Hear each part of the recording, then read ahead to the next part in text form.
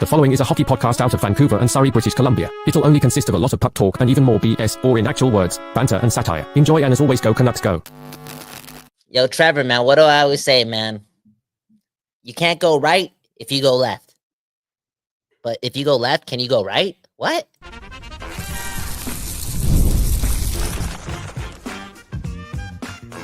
You're Locked On Canucks, your daily podcast on the Vancouver Canucks. Part of the Locked On Podcast Network, your team every day. Kyle Bowen, you smart bastard. I missed you, buddy. And what I'm also missed was doing this show Locked On Canucks, baby. I know it's only been 24 hours for me, but I freaking love it, man. Welcome to another episode of Locked On Canucks. I'm Trevor Beggs, co-host of Locked On Canucks, and also a Canucks writer with Daily Hive Vancouver. And before we get into it, we got to thank you for tuning in. And we also got to thank those sponsors, baby, getting us paid. And today, the show is sponsored by FanDuel. New customers, go place a $5 bet, and you'll go start with $200 in bonus bets if you win or lose your first $5 bet. Visit FanDuel.com to get started. Things are turning up for your Vancouver Canucks, as we talked about yesterday, as I talked about yesterday, as Kyle Bowen was recovering from the Green Bay Packers breaking his heart. Sort of breaking up, buddy. But as the season turns to the second half of the Vancouver Canucks, Filip Hronek, his return is on the horizon. But even then, this team needs more help on defense now. A lot of the chatter about improving the right side, but the Canucks actually need to improve the left side instead. Ooh. Let's talk about that as we kick off the episode today. We'll also touch a bit on the Canucks possibly changing their season against the Toronto Maple Leafs. And we'll also get to our GOATs of the week as well before we get into this week's slate of games. Before we do all of that, let me introduce my brother. He's got more pubic hair than I do. Kyle Bowen, how's it going, brother? Dude, we're changing our season tonight against Winnipeg, man. Filip Hronek says, you know what?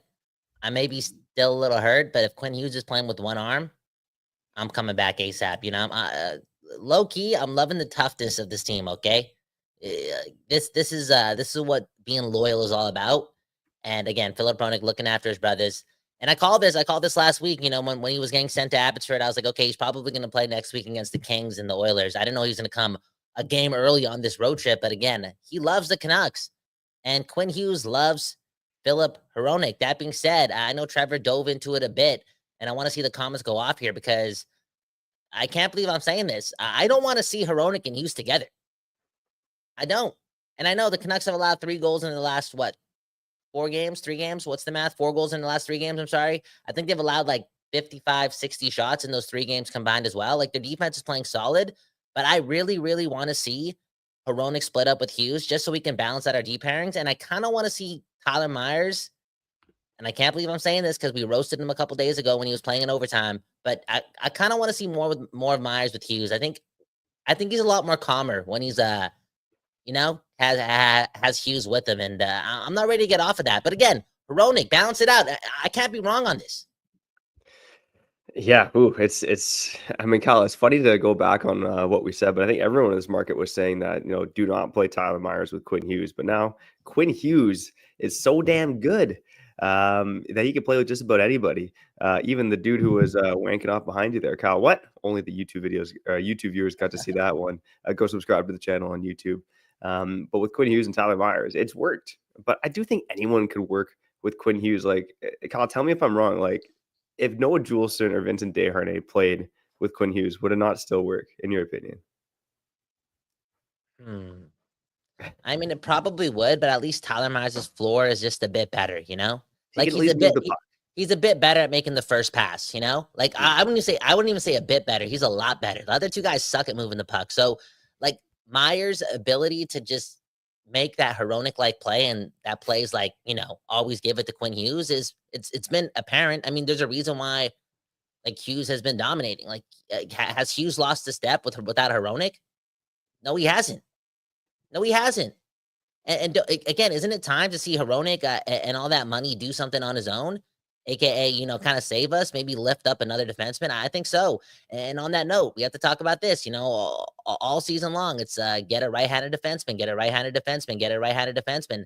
Dude, I heard this on the Half and the Bruff show. I think a fan texted in that Alvin should look at a left-handed defenseman if he and the Canucks can, again, balance out their decor by moving Hronek off Hughes' pairing. And that gives us more options, and maybe it's cheaper to get a left-hander than a right-hander. Am I wrong on that? What's the market looking like for left-handed defensemen? Yeah, I think like across the board, whether you're targeting a left shot D or a right shot D, there's not a lot of available names out there right now. And let me list off a few guys on the left side who could be potentially available. But again, it is kind of slim picking up the market right now, no matter who you're looking at. There's just not a lot of top 4 defensemen available. I think that too many teams are still kind of in the hunt. But to me, one of the top targets out there, this is an obvious one, is Jake Wallman with the San Jose Sharks. And Steve Yzerman, man, this guy went from being the GOAT of general managers to arguably the worst general manager in the NHL. Jake Wallman, who was a good defenseman last season for the Detroit Red Wings. I believe he had 10 goals and 20-something points. The Detroit Red Wings traded him and a second-round pick to get off of his $3.4 million contract to the San Jose Sharks. And all he's done in San Jose has been, a commendable, in that role, at least, a number one defenseman for them this season. I mean, look, he's not obviously not a number one defenseman on a good hockey team, but he's been really solid in that role for the San Jose Sharks. He's close to a point per game right now, 5 goals, 26 points, 32 games. He's playing almost 23 minutes a night. He's done, and he's even a +3, which on a team like the San Jose Sharks, the fact that anyone could be a +3 playing 23 minutes a night is damn impressive. So to me, he's the top target out there. He's going to cost you a first-round pick, but to me, he is a solid second pairing left shot defenseman, and he's got a bargain contract for the next 2 years. The Gritty King, the guy who danced on us. I remember that. Yeah, he gritted us. Yeah, he gritted us. He doesn't score now, so it's all good. Like, who would you rather have, him or Mario Ferraro? Jake Wallman, 100% Jake Wallman. Mario Ferraro has just been kind of one of those names that's been on the rumor mill for quite some time because of where he plays. He's almost like more Chris Tanev-esque, but without the same kind of defensive impact as Chris Tanev. Like Jake Wallman definitely has a bit more offensive pop to his game, but I think he is still pretty solid defensively. But between the two players, I'd definitely rather have Jake Wallman on my team. Give me the dynamicism. Now at cost, if Mario Ferraro is available for a 3rd-round pick, maybe I consider that, but I don't think that's the case. I think both are top 4 defensemen on the Sharks. They're going to be searching for high picks or comparable players in return for either one of those guys. Yeah. Sounds like a Höglander thing, man. Because the Canucks aren't getting rid of their 1st-round pick this year. That's not happening. Yeah, it really isn't. And to be honest, I wonder if they're getting rid of their 2nd. Like, just because they need to stack up the cupboards, and Höglander's been, again, this guy has 0 goals in his last 32, 33, 34. Like, where are we with Höglander? Anyways, I wonder if it's one of those guys, because I think that, like, splitting Hronek up with Hughes, I think it would benefit us as a team and Hronek in general if that player playing with Hronek wasn't just somebody like Carson Soucy, because Carson Soucy can't handle the puck right now, right? Like, I don't know if that guy's on our team right now. I think we get the most out of Hronek if there's a bit of a puck mover. I know Mario can move the puck. Wallman, same thing. Like, he kind of needs a guy like that. So, again, I want the Canucks to split Hughes and Hronek up. And for the long term or this season, I feel as if it only makes sense if the Canucks bring in a left-handed defenseman. Like, any more guys on this list? Because I'm done.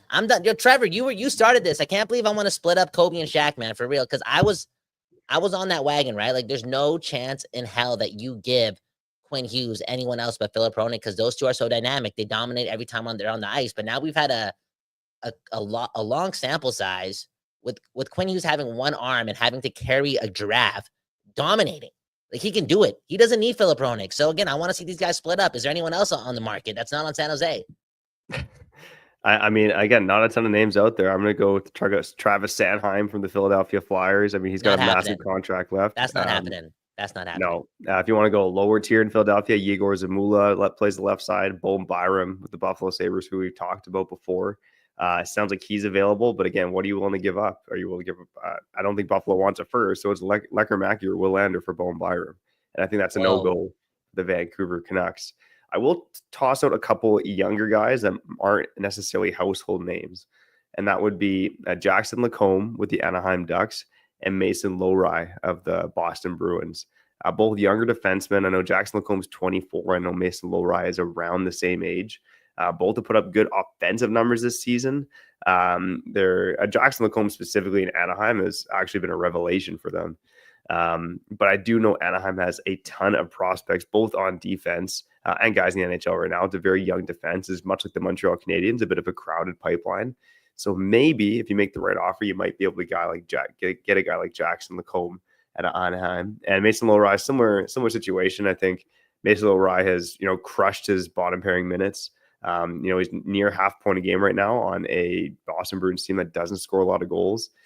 He might be a guy that's kind of cheaper in terms of the trade market right now too. So again, not sexier guys, but it does make sense in a nutshell to chase maybe younger guys who aren't going to cost you the big package.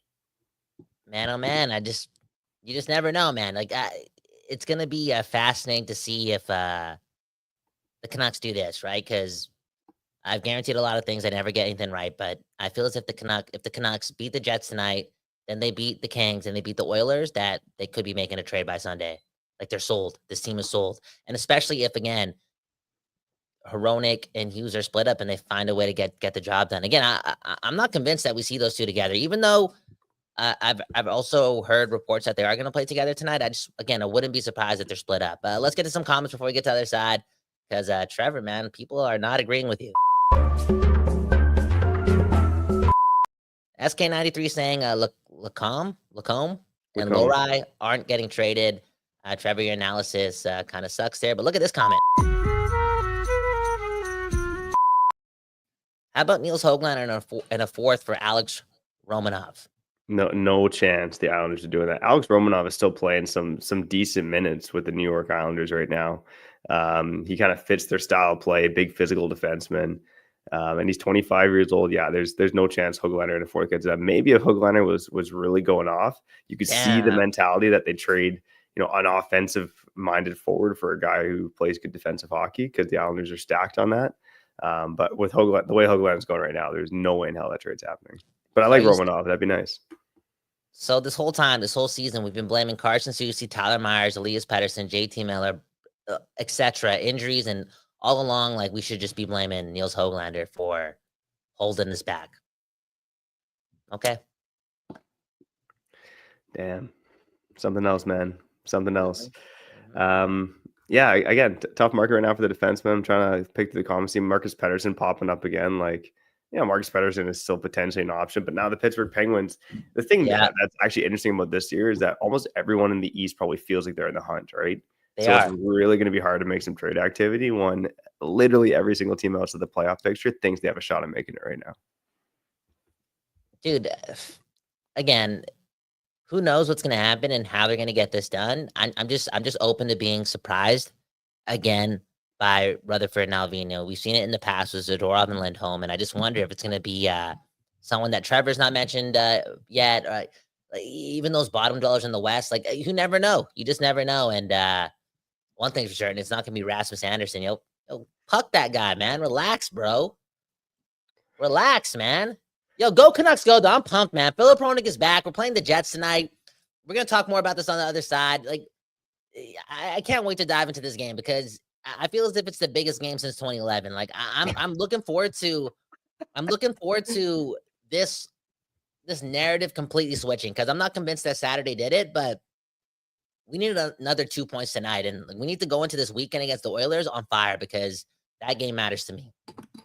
There you go, Kyle Bowen, always emotional, never wrong, and that's why you got to tune in to Locked On Canucks. We'll be back on the other side after shouting at our friends over at FanDuel. From the first whistle to the final drive, the FanDuel makes NFL playoffs even more exciting. Even more exciting than watching the Vikings get the crap kicked out of them by the Rams. Kyle, you must have enjoyed that, buddy.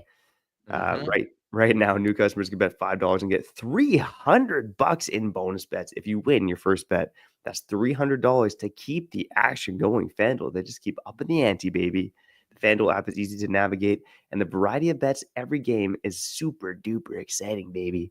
Plus, when you win, you get paid instantly. No waiting around for your winnings. Whether you're betting on your favorite team or just looking to add some extra excitement to the playoffs, FanDuel has you covered. Just visit FanDuel.com to join today and get started with $300 in bonus bets. That's on FanDuel.com. Wow, 300.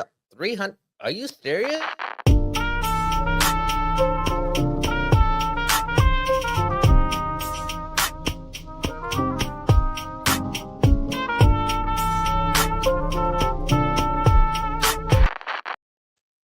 Okay, we back doing this, and that's talking about your Vancouver Canucks. My name's Kyle Bowen. That right there is Trevor Baggs. And yeah, man, Trevor, you're the second best dad in the world. Haven't talked to you in a couple days. How was the weekend? Don't bring up the Packers game. I'm doing fine. Don't worry. You asked me if the Vikings lost helped me. No, dude, come on. That didn't help me at all, too. Like, I'm still going through it. That being said, how are the kids, man? How's life, man? Yeah, I mean, my Sunday morning. This might be TMI for the listeners, but this is your chance to hit the pause button and mute button. You know, I don't want to hear no Sunday jokes. on Sunday morning. My morning started with blue puke from my daughter. I guess my wife bought her Lucky Charms because she wanted. She did something nice at gymnastics. She wanted a treat from the store. My daughter picked up Lucky Charms. Then Sunday morning she starts puking, and it literally started with blue puke at the kitchen table. So yeah, that's how I'm doing, man. There you go. That's life, man. That's life. That's. Your daughter's so cool because she gets a treat for doing a good job at gymnastics and she picks Lucky Charms. Like she went bang for the buck, right? Bang for the buck for sure. She's cool. Yeah. Anyways, what would also be cool is again the Vancouver Canucks starting a win streak. I'm demanding a win streak. Like I need it. I want to have a happy post game show tonight, and I want to have another happy post game show on Thursday. And one on Saturday, okay? Like, is it fair to say that the Canucks need to warm up this engine and make sure they're right and have some confidence, like real confidence? Not like, oh, we only allowed 18 shots and we got unlucky and blah, blah, blah. Like, well, we're playing well. Quinn Hughes saying all these things. Dude, like, pick up an effing win again and again and again. Because that game on Saturday, now I'm looking ahead. I know it matters to me, bro. I don't want to lose to the Oilers while I'm in the building, okay? So start the streak tonight in Winnipeg, a really, really good team. This is going to be a very hard game. Let's be honest. It's up there with the Oilers game, like in the Kings game. Like it's going to be tough to win this game. And we have Kevin Lankinen starting, Hronek in net, like a lot of things going on. But man, oh man, the Canucks, they got to win tonight, right, Trevor? They got to win tonight. They're not in the playoffs. So Calgary's got a 1-point lead. Like we got to get rid of that narrative that last year was a fluke, and it's got to start now. Yeah, and the Winnipeg Jets, obviously they've had a great season so far, but they've been kind of win one, lose one over the past 6 games, right? And they just won 3-0 over the Colorado Avalanche. So based on the win one, lose one, they got to lose tonight to the Vancouver Canucks. But look, all things considered, the Jets they're a good hockey team. Like they got one of the best third lines in hockey too, is Anito Niederreiter, Mason Appleton, for the third guy on that line as well. But great defense, and obviously Connor Hellebuyck, one of the best goalies in the world. And Winnipeg has beat the Canucks in 5 of our last 6 games. So it just feels like, and I know we had a little stretch over Winnipeg, but man, oh man, like even just looking over the past, since Winnipeg joined the NHL, or going back to 2015, let's call it the beginning of the Benning era, like Winnipeg has cleaned up against us, man. Like maybe I could have some time to count later on in the show. But again, it feels like Winnipeg hasn't been a good matchup for the Vancouver Canucks. Let's change that tonight. Again, the season could change tonight. We'll see if Philip Hronek actually comes back. This Canuck team can beat Winnipeg. It's confirmed. It's confirmed, Trevor.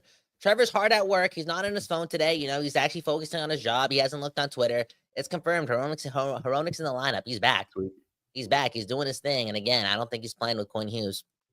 I'm probably wrong. But I also feel like tonight, Trevor, we're going to continue to see this Canuck team attempt to be physical. I think it's going to be a rough matchup. I really do. I think that it's going to be a hard matchup. That's why it kind of does surprise me that Hronek came back a little bit early, considering that, again, these games against the Kings, the Oilers, and the Jets tonight, they're not going to be like soft games. You're not playing the Maple Leafs, right?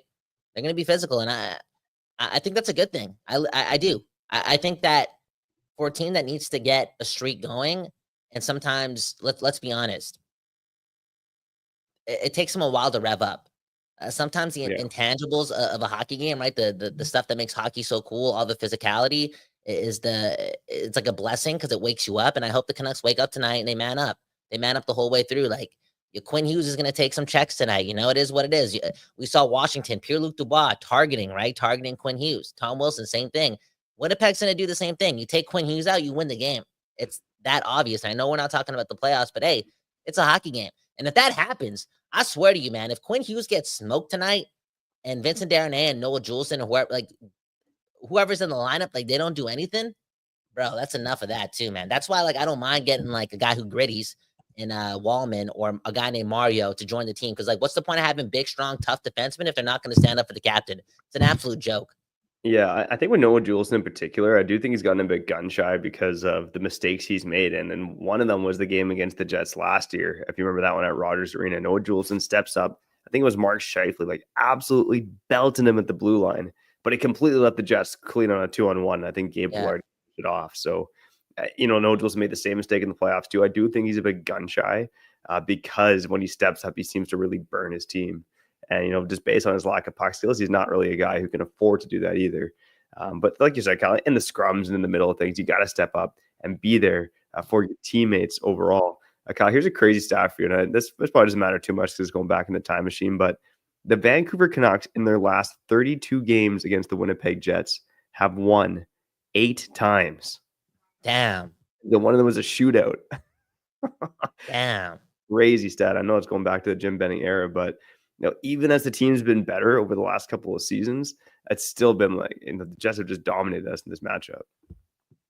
Speaking of the matchup too, I don't know what you want me to do to add on to that point, because I'm kind of like daydreaming about these games against the Jets, and you brought up that one in Rogers Arena last spring. Oh, it was we whooped the Jets too one time too. I think we did. Demko got hurt. Yeah, we whooped them too. So in recent history, I hope we can lean on that. That being said, I am a little bit surprised, Trevor. Let's get into this, okay? Kevin Lankinen gets to start tonight, and I get it. You can't pull a goalie after a shutout, especially Lankinen, because he's been pretty good the whole season. He's playing like a number one, blah blah blah. But isn't Demko your guy? And this is Connor Hellebuyck on the other side. Now, I'm just a fan. But I'm not a media member. I'm just a fan. But I'm putting 2 and 2 together. This is it. The next 40 games for the Canucks. If they make the playoffs, I don't know what their goalie carousel or their goalie deployment is going to look like. But I don't know who's going to start game 1 of the playoffs. No, yeah, Thatcher Demko right now. It's hard to fault him, but he's only won 2 of his 8 starts so far. Right, 2, 2, and 3. So it has been a bit messy for Thatcher Demko, 2 of his 7 starts, I should say. And the Winnipeg Jets in his career against them, it's funny because the wins haven't been there. He's 6-6 all time against the Winnipeg Jets, but he has a .928 save percentage. But I do think it's maybe exercising some demons. This was the game, like you said, Kyle, where Demko we lost an injury and it really wrecked his entire season. And how good was he in that game? He was so good against the Jets last year in that game. I remember it. Yeah. So, I do hope Demko gets a start tonight. I'll try to look up to see if it's confirmed. No, Lankinen's starting. It's already, come on, I got your back, bro. I'm on, don't worry. I know, again, Trevor, if you guys don't know, Trevor Beggs is one of the hardest working men out there. He's at his day job. This guy doesn't take bathroom breaks to look at his phone on Twitter, okay? He's actually working, okay? He's a 31-and-a-half-year-old man that's a loyal guy to his workplace. Don't worry, Trevor, I got your back. I'm on Twitter all day. Lankinen's starting. I'm surprised, though. Like I said, I am surprised because I just feel as if I don't want to say Demko deserved it, because Lankinen deserves it. It's not about the morale stuff and the soft stuff or the narrative, right? But at the end of the day, Demko worked his ass off to come back, and I would have just liked to see him play Hellebuyck. That's just a me thing. I think it's there for the sexy matchup for sure. I do wonder how healthy Demko is too, right? He played against Carolina, but Lankinen has taken the majority of the starts, and we'll get into it on the other side when we do go to the week. But yeah, it's Lankinen has. There was a crazy stat that Hockey Day in Canada had up. Before the win against Toronto, Lankinen had 83% of the Canucks wins, and that was one of the highest percentages of the season, right? So, it's crazy times out there, that's for sure, for your Vancouver Canucks. Kyle, let's get to the other side. I see some good comments trickling in. Let's get to the go to the week as well before we get into the week that is, where the Canucks are going to rattle off 3 against the Jets, Kings, and Oilers. Let's go, baby. We'll be back on the other side after shouting at our friends over at Rocket Money. Man, oh man, you know what? Kyle's pumping my tires, but I'm really not the smartest guy in the world. And I found out recently that I had multiple subscriptions that I was still paying for. And again, just bleeding a hole in my pocket. And it wasn't until I got Rocket Money. They made it so easy to track down all these subscriptions. It was like having a personal assistant for my finances. Rocket Money is a personal finance app that helps you cancel and find your unwanted subscriptions, monitor your spending, and help lower your bills so you can grow your savings. It brings everything together in one place, whether it's subscriptions, your spending habits, or even the goals you want to hit this year. Rocket Money has over 5 million users and has saved a total of $500 million and cancel subscriptions, saving members up to $740 a year when using all of the app's premium features. So don't be like me. And if you are like me, go cancel your unwanted subscriptions and reach your financials faster with Rocket Money. Go to rocketmoney.com/locked-on today. That's rocketmoney.com/locked-on.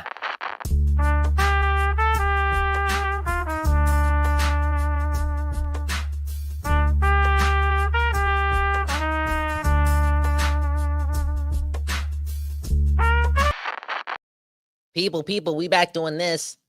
And that's talking about your Vancouver Canucks. One left to Rocket Money. And Trevor, man, people know more about your secrets, man. Okay, let's get to one comment before we do go to the week, okay? Nux fan saying, Beggsy forgot to cancel that OnlyFans subscription. Trevor, come on, man. Your daughter likes Lucky Charms. Put that $5 away and get her a box of Lucky Charms every month, okay? Come on.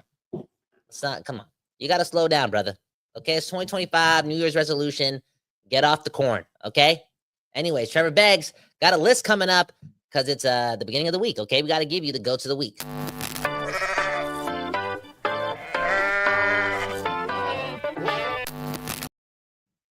All right, let's get to it. The goats of the week, baby, here on Locked On Canucks, where we rank the 5 best Canucks from last week. Again, for the recap of last week, the Canucks losing 5-4 to the Canadiens in overtime, a 2-1 overtime loss to the Washington Capitals, where they deserve better, 2-0 loss to the Hurricanes, and they finally bumped the skid by beating the Toronto Maple Leafs 3-0. And I'm starting at number 5, a player who we've talked about already, and I think he deserves some credit for how he's looked in that role last week, and that is Tyler Myers, okay? Tyler Myers, I almost bumped him off because of that Washington gaffe, but when you look at his week as a whole, it was a pretty damn good performance beside Quinn Hughes. Great game against the Toronto Maple Leafs. And look, we're in a time right now for the Vancouver Canucks where not a lot of guys are stepping up, but Tyler Myers is playing some big minutes, playing way more than he should, but he's handling it fine right now. And Trevor, you didn't really rebuttal against me when I was like, okay, yeah, we should get Myers to play with Hughes. Like that should still be a thing. I think the first comment we got on today's episode was in regards to that as well. Like, I can't be an idiot for saying that. Like I'm going against my own word from last week or a couple weeks ago. But the more and more I think about it, we kind of need Tyler Myers to play calm and play subtle and not have an ego. And sometimes when I feel like he's on his own, he thinks he's like the man. He thinks he's the shit. He thinks he's Mr. First Round pick, Mr. Calder winner. And maybe Quinn Hughes can humble him, because Quinn Hughes does have a bit of that death stare. Like he has a bit of that. Like, you don't want to get on his bad side. He's not a mean guy. He's not going to, punch you in the face, but you don't want to disappoint Quinn Hughes. You get what I'm saying? And he kind of gives out that energy. And maybe the best version of this team, again, has a way less chaotic version of Tyler Myers. And it's just easier to see that with him and Quinn Hughes. Yeah, the chaos has calmed down, except just don't ever let him play in overtime ever again. No, I think I didn't have much of a rebuttal because I kind of like him with Quinn Hughes right now. I think ideally you have another defenseman on this team, another top 4 guy, and then Tyler Myers slides to your third pairing with Forbert. But right now, it's working right now. Quinn Hughes and Tyler Myers on the top pairing. And I do think tonight I would not be shocked if Hronek ends up back with Hughes, just because to have Hronek come back to the lineup and okay, welcome back, go save Carson Soucy. That's asking a bit much. So I do wonder if he might. Is it asking a bit much though? Like, why you sign this guy for 8? Why you sign this guy for 8 years? Like, just give him a little bit. Like, how many minutes has Philip Hronek not played with Quinn Hughes? Like in his Canuck career, 2, 3, like literally. Like, I'm down to see it against the hardest competition. Like, what does Tocchet say? Meet pressure with pressure. Yeah, that would be a tough test against the Winnipeg Jets team, who one of the league leaders in goals scored. And you're one of your top defensive coming back from injury. I'm just saying, maybe ease Hronek into it depending on Forbert and Darnay against Forbert and Juleson against that. Okay, let's see how that's going to work. Kyle Bell, ladies and gentlemen, on Locked On Canucks. Okay, let's finish up. Go to the week. Number 4, I have Elias Pettersson. Pettersson, I thought he was one of the better Canucks in a bad performance against Carolina, but specifically the Selke-like performance against the Toronto Maple Leafs. If Pettersson keeps that up for the rest of the season, the Canucks are going to be in good shape. Number 3, I got JT Miller. I mean, even though he went pointless in his last 3 games, he ended up having the second most points on the Canucks last week with his 4-point performance against the Montreal Canadiens. JT Miller, number 2 on Goats of the Week, number 3 on Goats of the Week. 3. Okay, let me think about this. Let me close my eyes. I don't know about that, man. I really don't know about that. Yeah, I just don't know if there's not a lot of other Canucks last week that stood out to me. Like I keep putting Sherwood on this list. I think Sherwood always deserves a spot, but Yeah. JT Miller had a hell of a game against the Montreal Canadiens. Look at his game score impact. It was one of the best performances by a Canuck player this season. He's pretty much on the list because of that game only, in my opinion. Okay.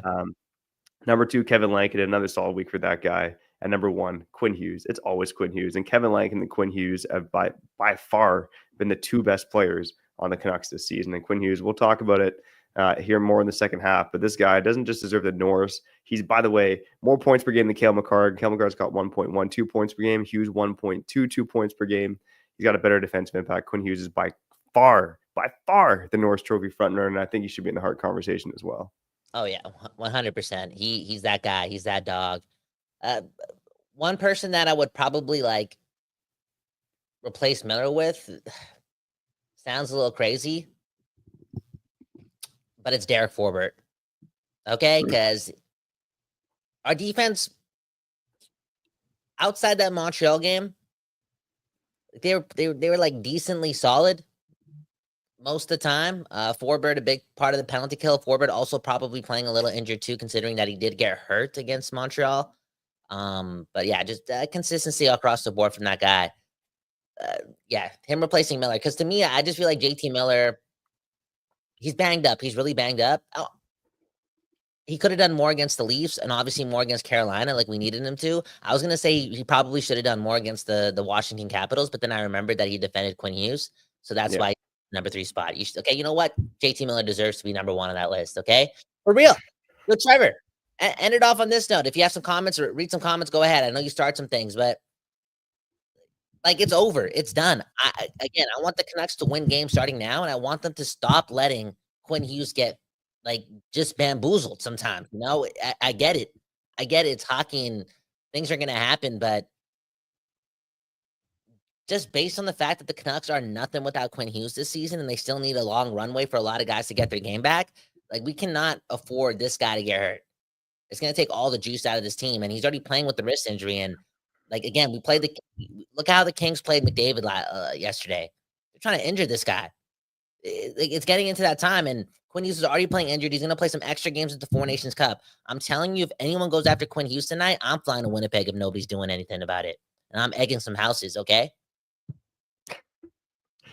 Yeah, if only you could get to Winnipeg. I heard there's no airport there, but no, I see your point. Quinn Hughes, he's got to stay healthy or this Canucks season is done. Hughes has to stay healthy.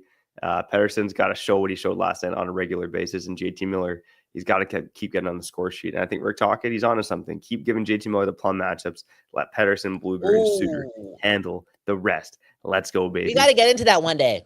So end of the episode. We can't get into it anymore, but maybe if Pettersson has another strong showing against Scheifele, maybe I'm guessing if Tocchet can work that matchup, even though he gets the first change or whatnot, I want to go really deep into that. Why?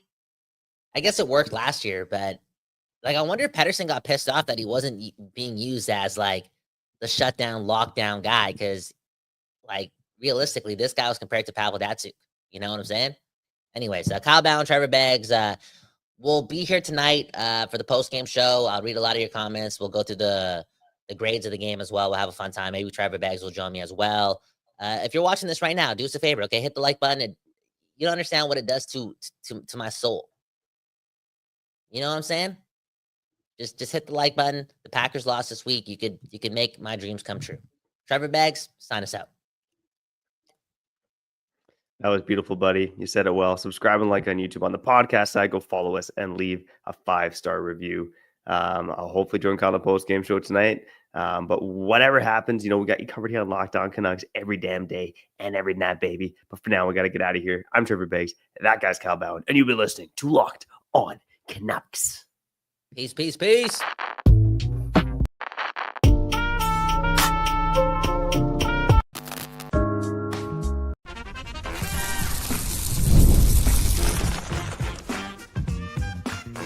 You're Locked On Canucks, your daily podcast on the Vancouver Canucks, part of the Locked On Podcast Network, your team every day.